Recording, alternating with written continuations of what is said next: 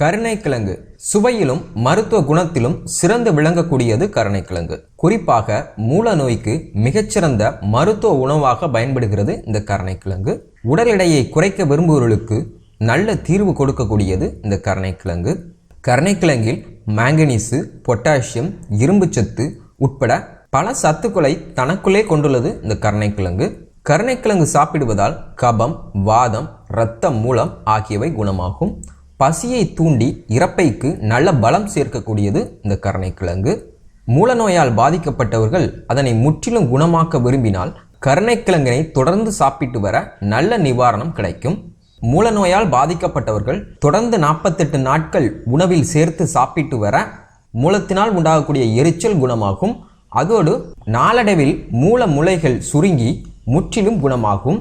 உடல் உஷ்ண மிகுதியால் அவதிப்படுறவர்களுக்கு நல்ல தீர்வு கொடுக்கக்கூடியது இந்த கருணைக்கிழங்கு. பெண்களுக்கு ஏற்படக்கூடிய வெள்ளைப்பாடு உபாதைகளுக்கு சிறந்த மருந்தாக விளங்குகிறது. கடினமான வேலை செய்கிறவர்களுக்கு ஏற்படக்கூடிய உடல் வலியையும் குணமாக்கும் ஆற்றல் இந்த கருணைக்கிழங்குக்கு உண்டு. சித்தா மற்றும் ஆயுர்வேத மருத்துவத்தில் கருணைக்கிழங்கு லேகியம் மிகவும் பிரசித்தி பெற்றது. கருணைக்கிழங்கு கல்லீரலை சுறுசுறுப்பாக்கக்கூடியது. கல்லீரலில் உள்ள நச்சுக்களை வெளியேற்றி கல்லீரலுடைய இயக்கத்தை சீராக்குகிறது. உடல் எடை அதிகமாகி மூட்டு வலி உட்பட்ட கோளாறுகளால் அவதிப்படுறவர்களுக்கு சிறந்த மருந்தாக விளங்கக்கூடியது இந்த கருணைக்கிழங்கு.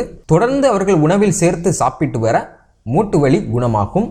மற்ற கிழங்குகளை காட்டிலும் மிகச் சுலபமாக ஜீரணமாகக்கூடியது இந்த கருணைக்கிழங்கு. குடலில் கிருமிகள் சேராமல் தடுக்கவும், இரத்த நாளங்களில் கொழுப்புகள் படியாமல் இருக்கவும், உயர் இரத்த அழுத்தத்தை குறைக்கவும் பயன்படுகிறது கருணைக்கிழங்கு. இரத்தத்தில் இருக்கும் அதிக கொழுப்பினை குறைப்பதிலும் இரத்தம் உறைதலையும் துரிதப்படுத்துவதில் முக்கிய பங்கினை வகிக்கிறது இந்த கருணைக்கிழங்கு. சர்க்கரை நோயினால் பாதிக்கப்பட்டவர்கள் கிழங்கு வகைகளை சாப்பிடக்கூடாது என டாக்டர்கள் சொல்வதுண்டு. ஆனால் இந்த கருணைக்கிழங்கினை அவ்வப்போது உணவில் சேர்த்து வரலாம். பெண்களின் ஹார்மோன் பிரச்சனையை கூட கட்டுப்படுத்தும் ஆற்றல் இந்த கருணைக்கிழங்கு கொண்டு. முக்கியமாக 40 வயதிற்கு மேல் வரும் மெனபாஸ் பிரச்சனையின் போது பெண்களின் ஈஸ்ட்ரோஜன் அளவை இது அதிகப்படுத்துகிறது. வைட்டமின் சி மற்றும் ஆன்டி ஆக்சிடென்ட் சத்துக்கள் அதிகம் கொண்டது இந்த கருணைக்கிழங்கு. அதனால் முடக்குவாதம் உள்ளவர்கள் வாரம் 2 முறை உணவில் சேர்த்து வர முடக்குவாதம் குணமாகும்.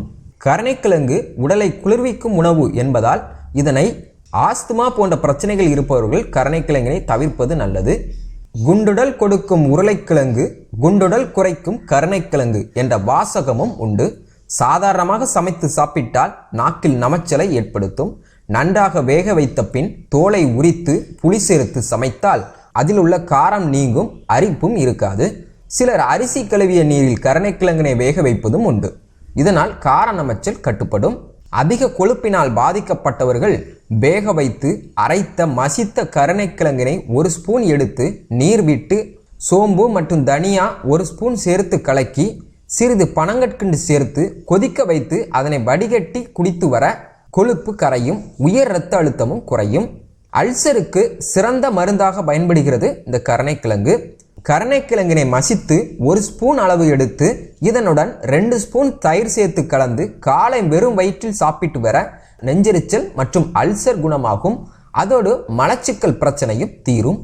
என்ன நண்பர்களே, இந்த வீடியோவில் கருணைக்கிழங்கினுடைய மருத்துவ பயன்கள் என்ன மற்றும் கருணைக்கிழங்கு பற்றின பல சுவாரஸ்யமான தகவல்களை இந்த வீடியோவில் பார்த்தோம். இந்த வீடியோ உங்களுக்கு பயனுள்ளதாக இருந்து அப்படின்னு நினச்சிங்கன்னா ஒரு லைக் பண்ணுங்கள், உங்கள் ஃப்ரெண்ட்ஸுக்கும் ஷேர் பண்ணுங்கள். மேலும் இது போன்ற ஹெல்த் டிப்ஸ் தெரிஞ்சுக்க அழகி ஹெல்த் அண்ட் பியூட்டி சேனலை சப்ஸ்கிரைப் பண்ணுங்கள். தேங்க்யூ.